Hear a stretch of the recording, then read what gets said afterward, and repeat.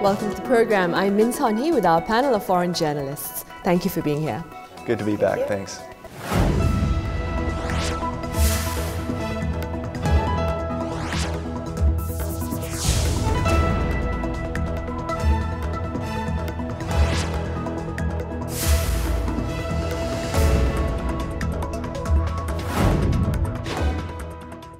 US President Donald Trump has marked his first year in office this past weekend. In this edition of Foreign Correspondents, we take a look at some of the key moments during his first 12 months in office. January 20th, 2018 marked the one-year anniversary of President Donald Trump's inauguration. President Trump has relentlessly pursued his America First policy since his election campaign. We will bring back our jobs. We will bring back our borders. We will bring back our wealth. And we will bring back our dreams. In the economic arena, President Trump has pushed forward his policies of America First and trade protectionism.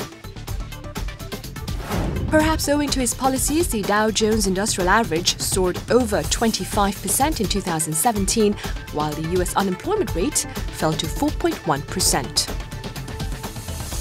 In light of the stock market rally, President Trump heaped praise on himself via Twitter. One of President Trump's most controversial policy stances is immigration-related. Since his inauguration, President Trump has signed an executive order to curb immigration, imposed a travel ban on several Muslim states, and vowed to end a visa lottery program, brewing up a string of controversies in the process. Very simple. What we are demanding is merit-based immigration. We want people that are going to help our country. President Trump is upsetting the global order by taking unilateral foreign policy actions, rejecting a multilateral approach in favor of his America First initiative. President Trump lit a powder keg in the Middle East by officially recognizing Jerusalem as the capital of Israel. Jerusalem is Israel's capital. This is nothing more or less than a recognition of reality. It is also the right thing to do. US media outlets have provided wide coverage of President Trump's first 12 months in office as he marked the first-year anniversary of his inauguration. Looking back at President Trump's first year in office, a mixture of plaudits and criticisms have been expressed by US media and the American public.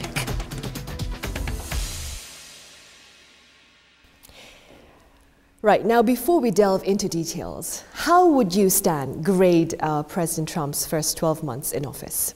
I think I can describe it with one single word. It's a struggle.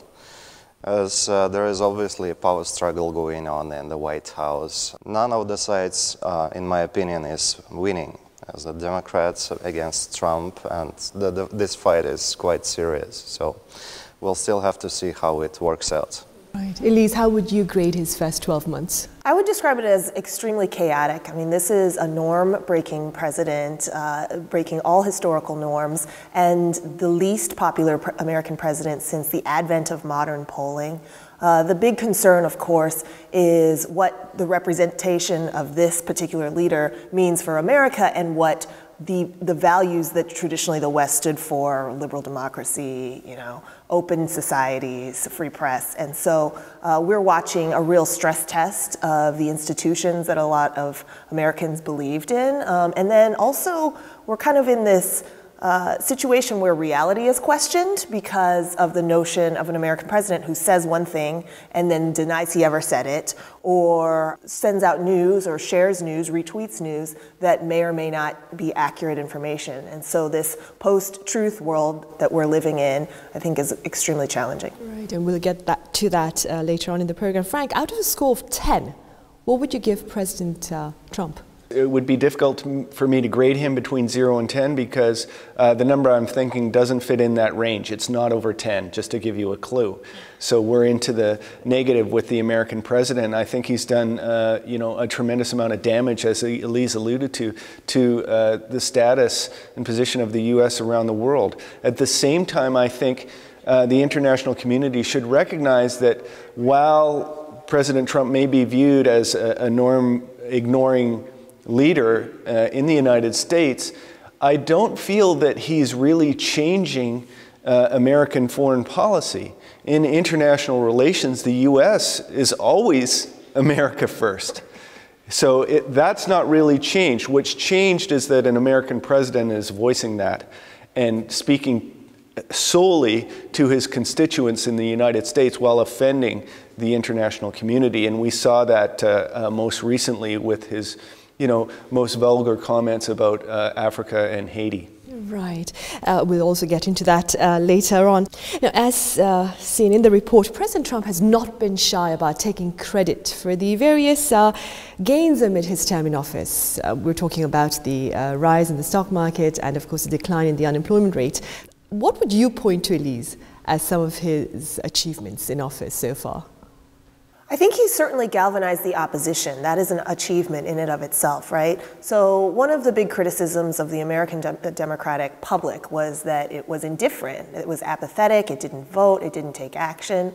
One thing that we saw in the wake of President Trump's election is the rising up of this notion of a resistance, of people trying to show up and protest, of women speaking out. We've talked a lot about the Me Too movement that really came about at the end of 2017. And so the notion that more people are getting politically and civically interested, I think, is a good thing. It's a shame that it took this sort of shock into the system that in order to get people involved, but political participation is always good. I completely agree with Elise. I think that, this is the shock that sort of the social democratic movement in the United States needed. If Obama was such a success, then Hillary Clinton or perhaps Bernie Sanders would be the president of the United States now. What I feel has happened with the social democratic movement, perhaps in the United States and elsewhere, is that it's failed to compensate for the hollowing out of the middle class that's taken place because of issues like globalization and technological innovation, which are, sucking up jobs in developed countries. That's a phenomenon that the social democratic movement has to deal with, and it's not effectively dealing with that. And so, its traditional constituents, blue-collar workers and the middle class, are looking to others to meet the promise that is not being fulfilled by that social democratic movement. And as Elise mentioned, the election of Donald Trump is a wake-up call to that movement to do more to satisfy that middle class and not let, another president or a conservative, ultra-conservative playing to the 1% and some other, constituents that are interested more in tangent issues, gain ground. Stan, would you say that the rally in the U.S. stock market and the drop in unemployment rate are perhaps proof of the positive influence of the America First policy by U.S. President Trump? I'm not sure about the stock markets, but regarding the unemployment, probably Trump has got some credit, as he was pressing and pushing the foreign nations so that they would give more preferences to the United States. It's like the situation with South Korea, where Donald Trump wanted to revise the FTA, the Free Trade Agreement, and he asked them to open more factories on the American soil. So that's fighting the unemployment. So probably, yeah. Staying with the free trade agreement between Seoul and Washington, Elise, what are the chances of a comprehensive change in the bilateral trade accord? I think this is moving really slowly. The administration has been pushing changes in various trade accords, including NAFTA, for the past year plus now that Trump has not only been in office and or has been elected. And so I think that there will likely be changes before 4 years are out, assuming that President Trump lasts 4 years in office, which is a big question. But the changes will likely be on the margins and not be substantial. And I think that is the question that you're asking, like a substantive change to the trade accord, I would say is unlikely right now. I would agree with Elise on that. I think that you're going to see some type of semantic change in the accord, sort of to satisfy Donald Trump, to give him some type of domestic win, and there will be perhaps a little bit of trade-off in terms of security issues vis-a-vis North Korea. You're seeing Donald Trump really get outmaneuvered on the international stage, particularly concerning North Korea with the Olympics and, essentially Moon Jae-in's administration really taking control of inter-Korean relations and the North Korea issue from the United States and forcing some type of compromise from the United States. That could have an influence on the free trade agreement with the United States. Getting back to the point that you were talking about earlier about the economy, the stock market reacts to people's feelings.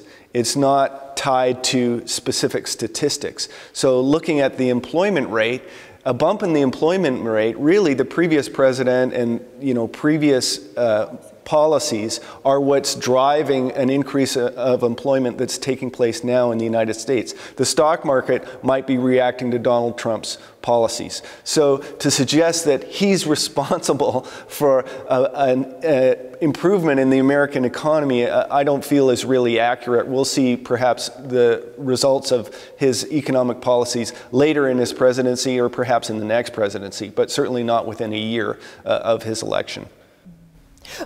Are his policies, Elise, making life better for the average American? Well, there haven't really been a whole lot besides the changes at the various agencies. The changes at the various agencies have gutted environmental regulations. So to the extent that you want to be protected from polluters, then no. And to the extent that you want clean air and clean water, then no.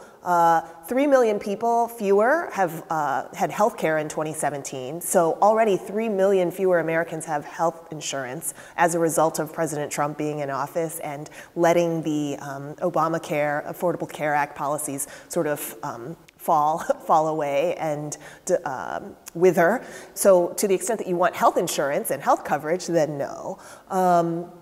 I think if you are a corporation, if you are Apple, if you are Facebook, and you wanted a massive transfer of wealth and fewer taxes for those in the upper echelon of American taxpayers, then yes, the tax reform or overhaul that was passed by Republican Senate, House, and the president at the end of last year. So to answer your question, policies are good for you depending on who you are. And in Trump's America, those policies are good if you are extremely, extremely wealthy.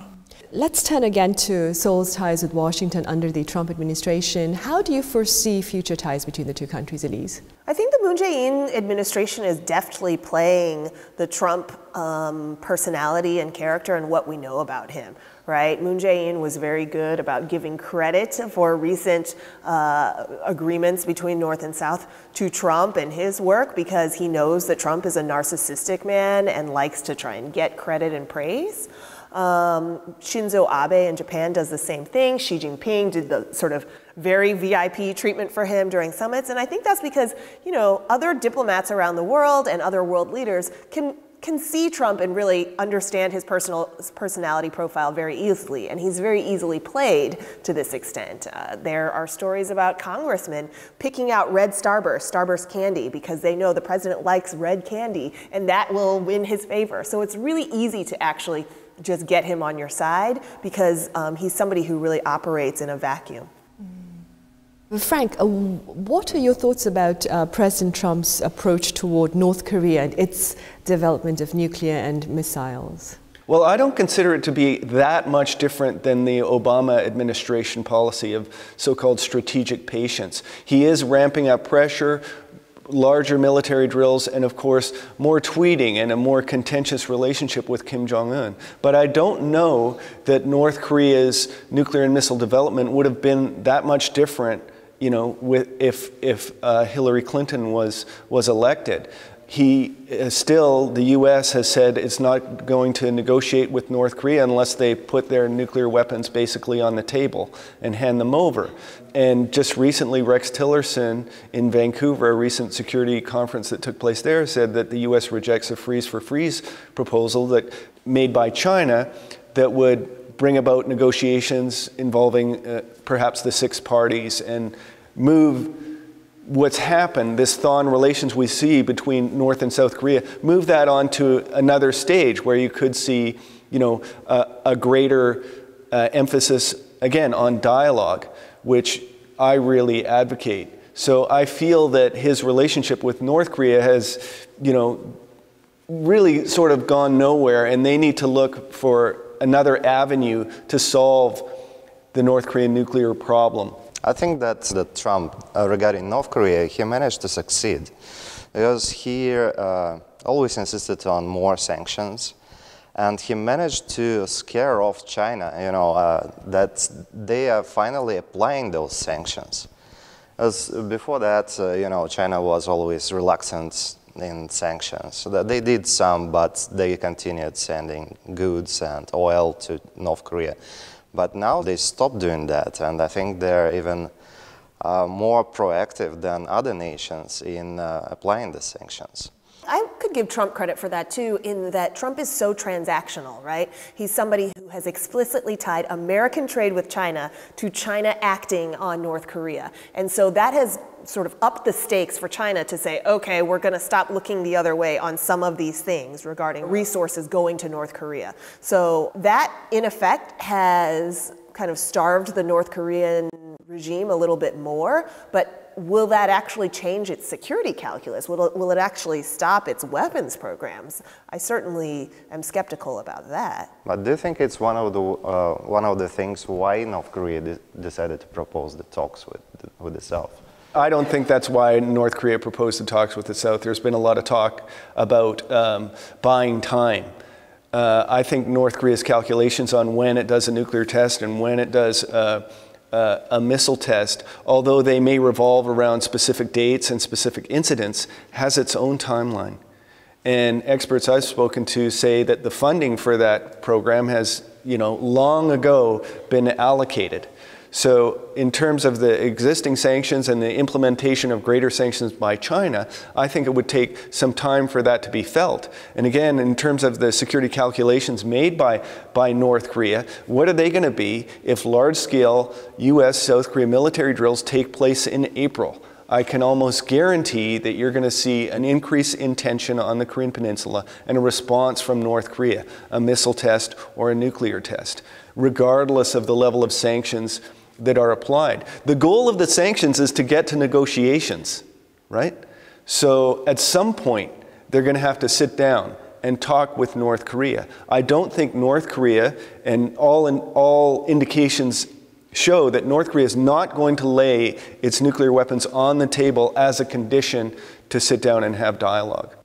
Well, President Trump has, according to US media, broken norms about presidential behavior. Within his style of leadership is an active social online engagement to set major agendas, touch base with his voters, and lash out at his critics. We have details in our second report. Last year, President Trump labeled himself as the Ernest Hemingway of 140 characters. President Trump has uploaded more than 2,500 tweets since his inauguration. His active use of social media is his own unique way of communicating with the public and a part of his unusual brand of politics. On December 17, 2017, President Trump said his reason for using social media was to fight a very dishonest and unfair press, calling them fake news outlets. Recently, Newsweek conducted an analysis to evaluate the speech patterns of the last 15 US presidents and graded them on their grammar and vocabulary. According to an analysis of the 30,000 words that President Trump has used while in office, he was found to have the speaking and writing skills of a fourth grader, ranking at the very bottom of the last 15 US presidents. According to the CEO of the research firm that carried out the study, President Trump's vocabulary and grammatical structure was simpler and less diverse than any previous US president. As if to prove this notion, President Trump's comments have often contained very crude and threatening language.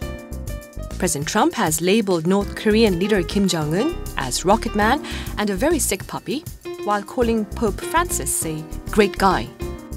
According to the latest research, 21 out of 61 senior officials at the White House have either resigned or were laid off since the launch of the Trump administration.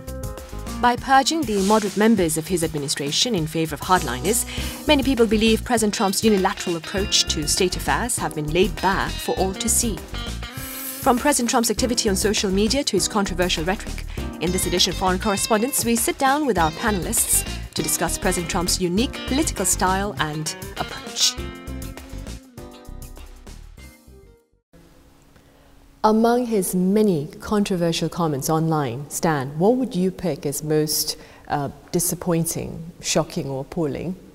I wouldn't call that shocking, but it was quite amusing for me that Trump was trying to pin Kim Jong-un as a little rocket man.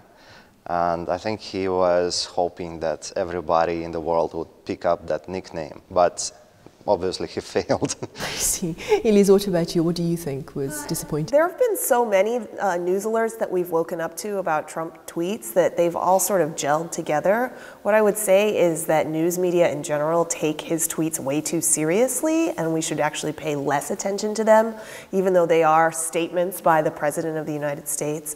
Some of them are so baldly untrue and not basis for policy that it's really, something that I think should be more noise rather than signal reading. For me as a foreigner, it's very, Trump's speech is very easy to understand. He uses such simple words and such simple phrases that you almost don't have to think about how to translate it better. I see. He plays to the lowest common denominator, I think, in the general public's sensibility. And you look at the comments that he made about Africa and Haiti, calling them, excuse my French, shithole countries. And I think, again, that erodes the credibility of the United States presidency and the United States itself.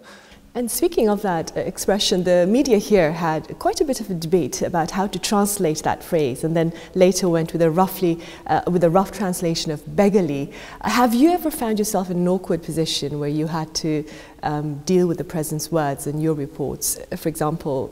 Well, luckily I don't have to translate that. My colleagues in the United States do that, and they translated this expression as a dirty hole of a country. So. There was some debate at my news organization as to whether we would just say that he used a vulgar term or whether we would actually use the word shithole, which he used. And because he is the U.S. president, on the grounds that he was the U.S. president, and because our communication with the audience should always be as truthful and accurate as possible, we decided to use shithole specifically because that is what he said, and that would properly communicate the connotation of the term that he was trying to use to describe African nations and Haiti. Right. It's no secret that he's an avid fan of online social networks. Frank, do you think this is a really effective way of interacting with the public? I do think it's an effective way of interacting with the public. I think tweeting can actually be good. And one of the things that it does that could empower the presidency is give him a direct line to the public. The problem with this president is that he's abusing that egregiously. And it's really unfortunate because I think it's giving Twitter a bad name and giving that ability to directly communicate with the public unmediated by that biased media that he's so critical of. And I think in future, hopefully, you'll see the next president or other world leaders engage with the public directly through Twitter and other social media. That can be very effective. You saw Obama go on YouTube occasionally. I think he might have had a weekly address or something on YouTube. I think that's fine. The problem is how it's being used. What are your thoughts about his policies for this year, Stan? Do you think you will continue to see an era of unpredictability or maybe a shift to the more stability arena? That would depend on whether Trump would overcome the resistance from the Democratic Party and from the Senate. If he manages to do that, maybe that would allow him to make his policy more consistent and more clear. But actually, frankly speaking, I do not think that it's going to happen. So most likely it's going to be another year of unpredictability, of Yeah, I agree with Stan on this. We're going to see more turmoil from the American president. That's just his nature, and I can't see there being a big change in that. You've seen a lot of blowback from his election and the policies that he's trying to implement. That's going to continue. Right. Well, Elise, we'll end the program with this question to you. What are your hopes as an American for the Trump administration in the year 2018? Competency. I think that's simply what I'd like to see. You know, this is a White House that is really learning as it goes, and hopefully with a year under its belt, some experience is going to help it govern better. Right. The popular adage once taught to children claims, "Sticks and stones may break my bones, but words can never hurt me." Well, the adage being shared by adults these days is that words can have substantial impact and cause much controversy, especially if disclosed by a leader. Thank you for watching.